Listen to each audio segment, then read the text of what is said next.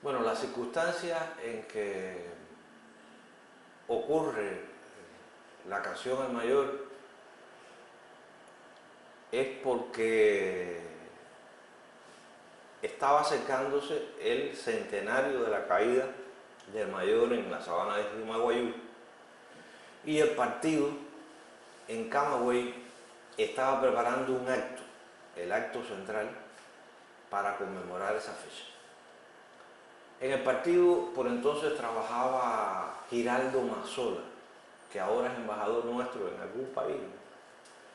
Hace muchos años que trabaja en el servicio exterior. Ha sido embajador en Chile, en distintos lugares. Ahora está en un país africano. Y Mazzola, que éramos amigos ya entonces, me escribió y me dijo si yo podía hacer una canción para el centenario. Él me envió una serie de documentos que tenía el partido en ese momento, pero que a mí no me inspiraron mucho porque era todo muy metodológico y muy esto se hace así, esto se hace así. Y realmente para trabajar en algo como una canción, ese tipo de documentación no ayuda mucho. Entonces yo empecé a documentarme con una serie de libros de historia. Me acuerdo que me sirvió de pretexto para retomar, y esta vez sí leerme de punta a cabo, la historia de la Guerra de los 10 años de Ramiro Guerra. Y por entonces se había lanzado un libro de Mary Cruz en forma de biografía novelada también sobre el Mayor, se llamaba El Mayor, me parece.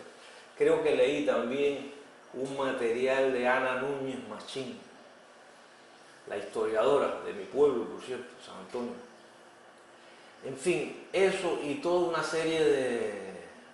Me leí lo que escribió Martí sobre Aramonte, por supuesto.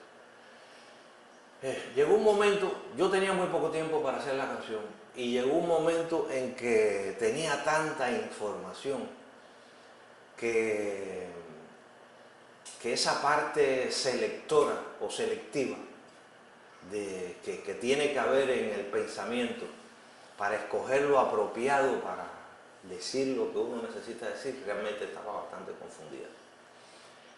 Era demasiada la información que yo me había tragado en cuestión de una semana, que me pasé leyendo sin parar.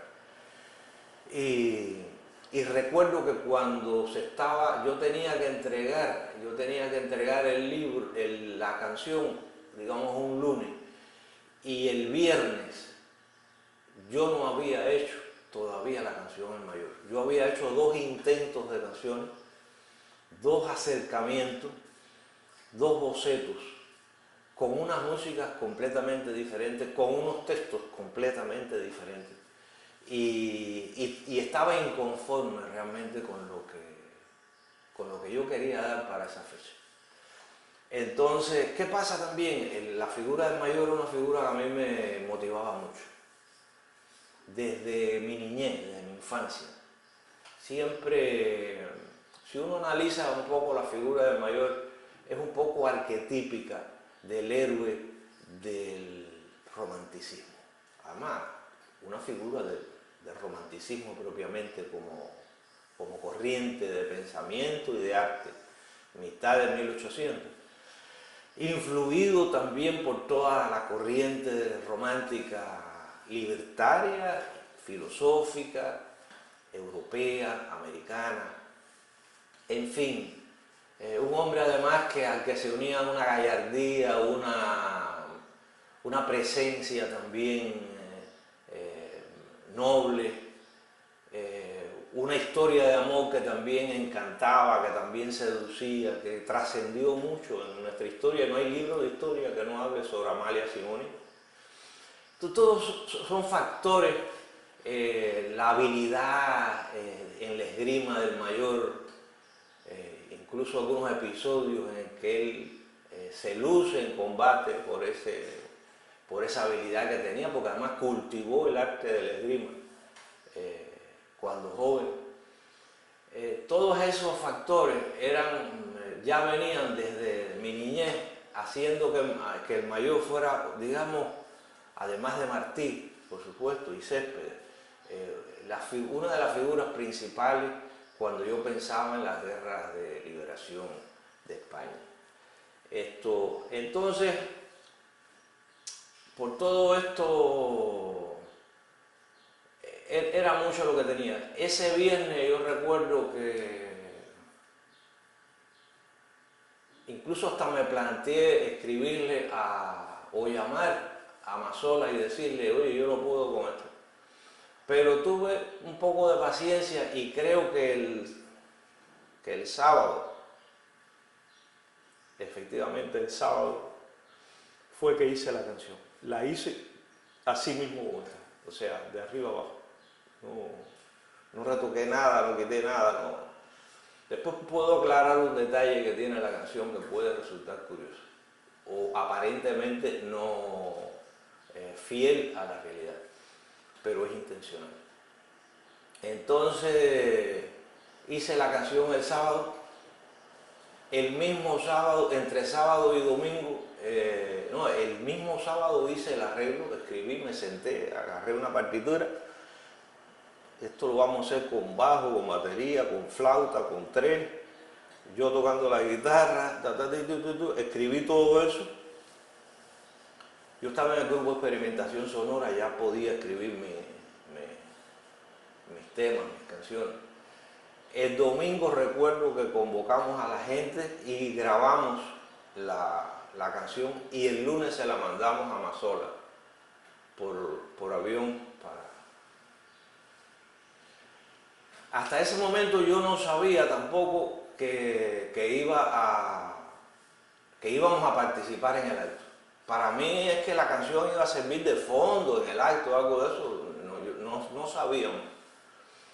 Y entonces tengo entendido que Mazola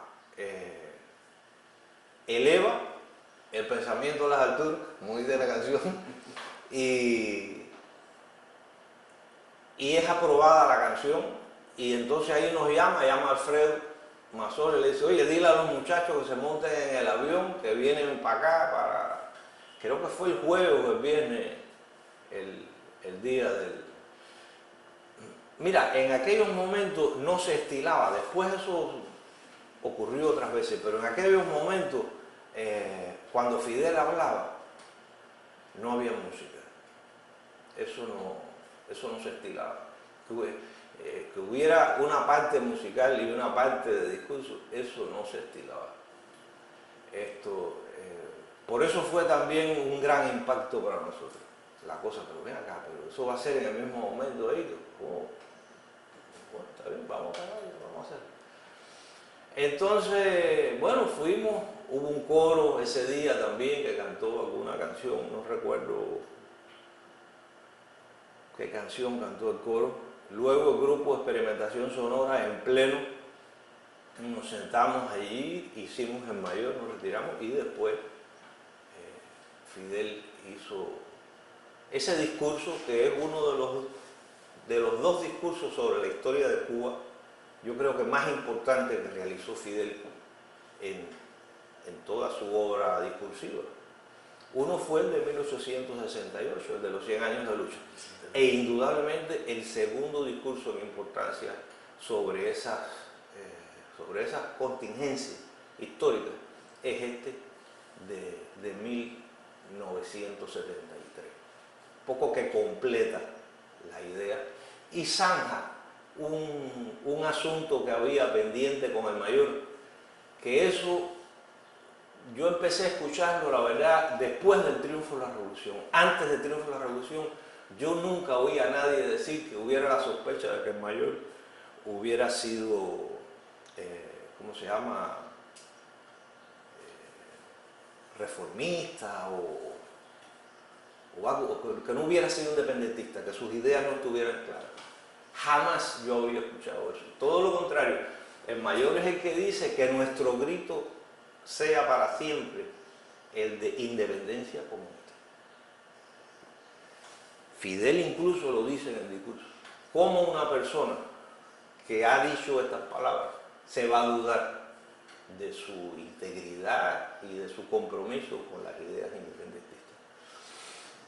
Entonces, aquí viene la parte del texto.